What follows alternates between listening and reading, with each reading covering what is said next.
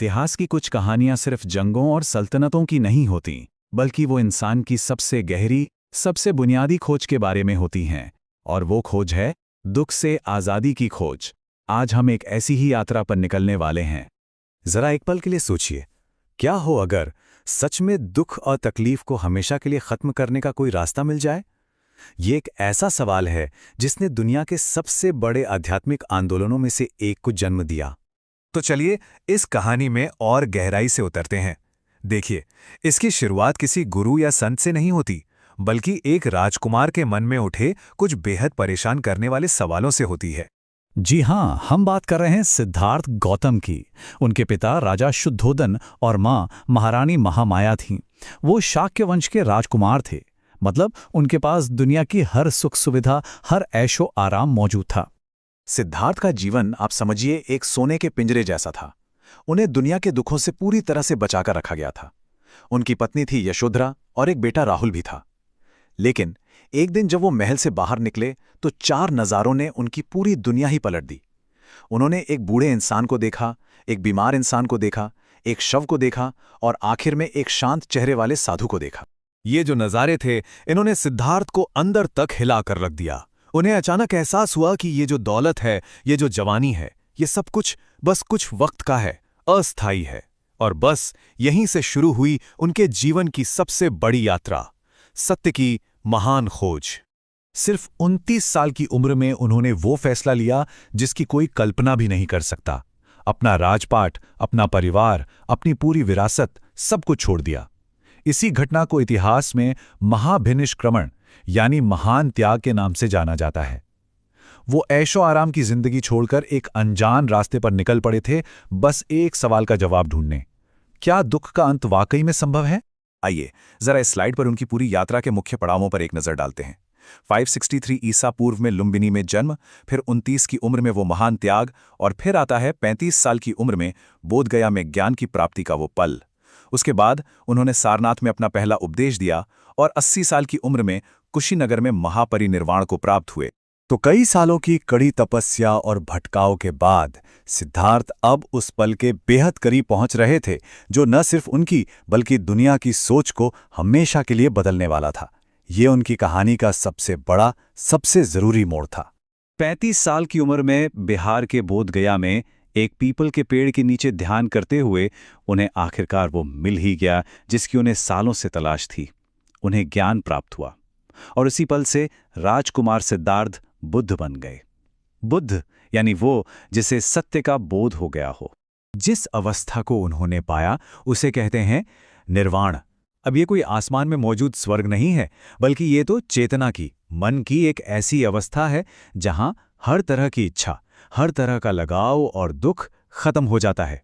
ये उनके उस एक सवाल का सबसे बड़ा जवाब था। और जानते हैं सबसे दिलचस्प बात क्या है? बुद्ध ने जो खोजा वो कोई दैवी चमत्कार या रहस्य नहीं था, बल्कि ये तो जीवन के चार बुनियादी सच की एक गहरी समझ थी, जिसे कोई भी इंसान समझ सकता है और अपनी जिंदगी में उतार सकता है। इन सिद्धांतों को चार आर्य सत्य कहा जाता है। पहला, जीवन में दुख है, ये एक सच्चाई है। दूसरा, इस दुख का एक कारण है और वो कारण है हमारी इच्छाएं, हमारा लगाव। तीसरा, अच्छी खबर यह है कि इस दुख का अंत हो सकता है। और चौथा, उस दुख को खत्म करने का एक साफ सीधा रास्ता भी मौजूद है। ये बिल्कुल एक डॉक्टर के तरीके जैसा है। पहले बीमारी को पहचानना, फिर उसके कारण को समझना, ये यकीन दिलाना कि इलाज है, और फिर इलाज का रास्ता बताना। तो वो रास्ता क्या है? बुद्ध ने सिर्फ समस्या नहीं बताई, बल्कि उसका पूरा समाधान भी दिया। एक ऐसा प्रैक्टिकल रास्ता जिस पर कोई भी चल सकता है। इस रास्ते को अष्टांगिक मार्ग कहते हैं, जिसमें 8 बातें हैं। सम्यक दृष्टि यानी सही समझ, सम्यक संकल्प यानी सही इरादा, सम्यक वाणी यानी सही बोल, सम्यक कर्म यानी सही काम, सम्यक आजीविका यानी ईमानदारी की कमाई, सम्यक प्रयास यानी सही कोशिश, सम्यक स्मृति यानी सही जागरूकता, और सम्यक समाधि यानी सही ध्यान। ये आप कह सकते हैं निर्वाण तक पहुंचने का एक पूरा रोड मैप है। और इस पूरे रास्ते का जो सार है वो है बैलेंस, संतुलन। बुद्ध ने इसे मध्यम मार्ग कहा। मतलब ना तो ऐशो आराम में डूब जाना है और ना ही खुद को कष्ट देकर शरीर को सुखा देना है। इन दोनों एक्सट्रीम्स के बीच का रास्ता अपनाना है। तो ज्ञान मिलने के बाद बुद्ध ने अगले 45 साल तक अपने इन विचारों को लोगों में बांटा। अब देखते हैं कि उनकी इन शिक्षाओं को कैसे सहेज कर रखा गया और वो हम तक कैसे पहुंची। उन्होंने अपना सबसे पहला उपदेश सारनाथ में अपने उन्हीं 5 पुराने साथियों को दिया जो उन्हें छोड़कर चले गए थे। इस ऐतिहासिक घटना को धर्मचक्र प्रवर्तन कहते हैं, जिसका मतलब है धर्म के पहिए को गति देना। और बस यहीं से ज्ञान का वो पहिया घूमना शुरू हुआ जो आज तक घूम रहा है।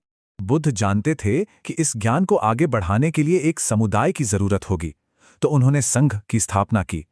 इसमें भिक्षु और आम लोग शामिल थे, जिनका काम इन शिक्षाओं पर चलना और इन्हें आने वाली पीढ़ियों के लिए सुरक्षित रखना था। बुद्ध की शिक्षाओं के पूरे सार को धम्म कहा जाता है। ये सिर्फ एक धर्म या कुछ रस्में नहीं, बल्कि ये वो सार्वभौमिक नियम है, वो ज्ञान का रास्ता है जिसे कोई भी कहीं भी अपना सकता है। इन शिक्षाओं को बचाने के लिए उन्हें ग्रंथों में लिखा गया, जिन्हें त्रिपिटक कहा जाता है। ये ग्रंथ पाली और प्राकृत भाषाओं में हैं। इनमें विनय पिटक है, जिसमें भिक्षुओं के नियम हैं, सुत्त पिटक, जिसमें बुद्ध के उपदेश हैं, और अभिधम्म पिटक, जिसमें दर्शन का गहरा विश्लेषण है। तो बुद्ध ने एक ऐसा रास्ता सिखाया जो संतुलन पर यानी मध्यम मार्ग पर आधारित था। अब सोचने वाली बात यह है कि आज की इस भागदौड़ भरी, एक्सट्रीम से भरी दुनिया में यह मध्यम मार्ग कैसा दिख सकता है? शायद इसका जवाब हम सभी को अपने अंदर ही खोजना है।